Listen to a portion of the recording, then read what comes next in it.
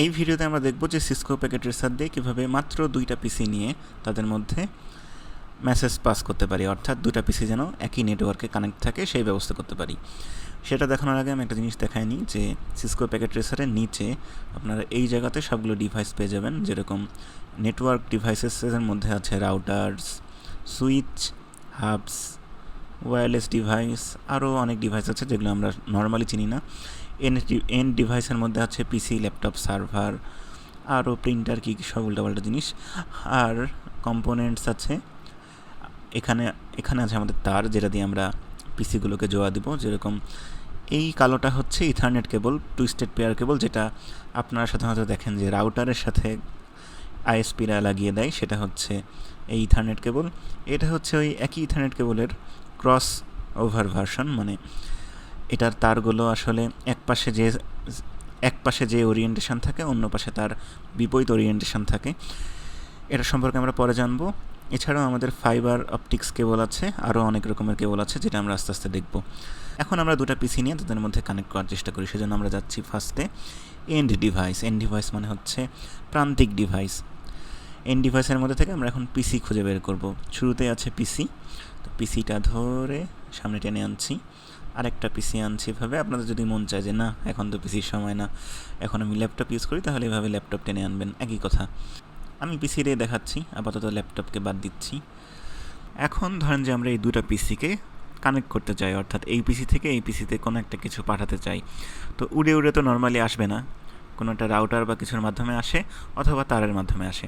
তো আমরা একটা তার যোগ করি, এই পিসি আর ওই পিসির মাঝখানে লাগিয়ে দিই।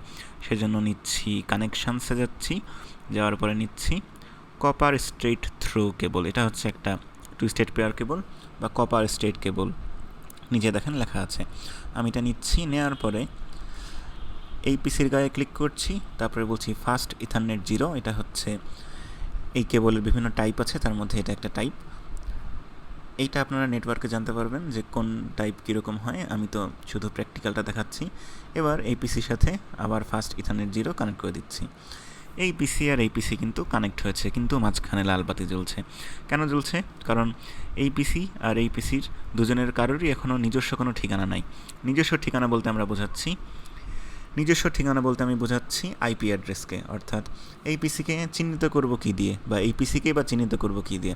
আমার যেরকম ঠিকানা আছে, আমি মনে করেন থাকি ঢাকার বনানীতে, আর আপনার মনে করেন ঠিকানা আছে যে আপনি থাকেন জাপানের সুজুকা বা কোনো একটা জায়গায়, আমি জায়গার নামও জানি না, আন্দাজে বললাম। এখন চলেন যে আমরা এই পিসিগুলো একটা নিজস্ব ঠিকানা বসাই। কীভাবে বসাবো? সেজন্য পিসির গায়ের উপরে ক্লিক করছি, তারপরে যাচ্ছি তারপর যাচ্ছি ডেস্কটপ, এরপরে যাচ্ছি আইপি কনফিগারেশনে আমরা আইপি দিতে পারবো। এরপরে দিচ্ছি আমরা আইপি কনফিগারেশনের মধ্যে স্ট্যাটিক আইপি কি, ডিএইচসিপি আইপি কি, এটা আমরা পরের ভিডিওগুলোতে জানতে পারবো। স্ট্যাটিক আইপি মানে আমি নিজের আইপি ফিক্সড করে দিচ্ছি, অন্য কেউ দিবে না, আমি নিজের আইপি আমার ডিভাইসকে সেট করে দিচ্ছি। IPv4 অ্যাড্রেস দিচ্ছি আমি একটা, যে 192.168।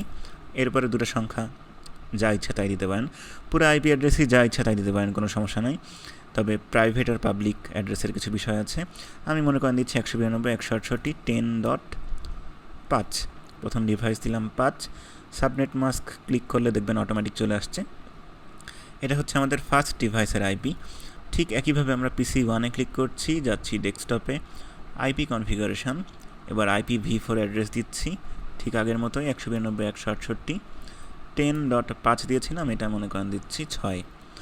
সাবনেট মাস্ক দিলাম একটা, ক্লিক করলেই দেখবেন অটোমেটিক চলে আসছে। এবার দিচ্ছি ক্রস। এবার এই পিসি আর এই পিসি কিন্তু কানেক্ট হয়ে গেছে, কিন্তু তারপরেও মাঝখানে লাল বাতি জ্বলছে। কেন জ্বলছে? কারণ আমি একটা কথা বলেছিলাম, সেম টাইপের ডিভাইস, অর্থাৎ পিসি, সুইচ, রাউটার, এই ধরনের জিনিস যদি আমরা কানেক্ট করতে চাই, একই ধরনের ডিভাইস কানেক্ট করার সময় আমরা কপার স্ট্রেট কেবল না ইউজ করে কপার ক্রস ওভার কেবল ইউজ করি। এটা হচ্ছে আগেকার রীতি, এখন সাধারণত কপার স্ট্রেট ইউজ করলেই হয়। তো আমরা এই জন্য মাঝখানে তারটা যেহেতু কপার স্ট্রেট দিয়েছিলাম, সেটা বাদ দিয়ে কেটে দিচ্ছি, না দিয়ে আমরা দিব হচ্ছে ক্রস ওভার কেবল। যেহেতু একই ডিভাইস বলতে বোঝাচ্ছি একই ধরনের ডিভাইস, এই কারণে আমরা ক্রস ওভার কেবলটা ইউজ করছি। এখন দেখেন এই পিসি আর এই পিসি কিন্তু কানেক্টেড হয়ে গেছে। টেস্ট করবো কীভাবে যে আদৌ মেসেজ যায় কি যায় না। এই দেখেন এখানে চিঠি আছে, একটা চিঠি নিলাম বা মেসেজ নিলাম, পিসি 0-কে বললাম পিসি 1-কে পাঠাও, নিচে দেখেন স্ট্যাটাস সাকসেসফুল। আবার একইভাবে আমি যদি পিসি 1 থেকে পিসি 0-তে দিই, তাও সাকসেসফুল।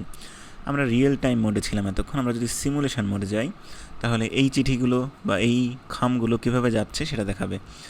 এখন সিমুলেশন মোডে এসে আমি পিসি 0 থেকে পিসি 1 একটা প্যাকেট দিচ্ছি, এবার দিচ্ছি প্লে।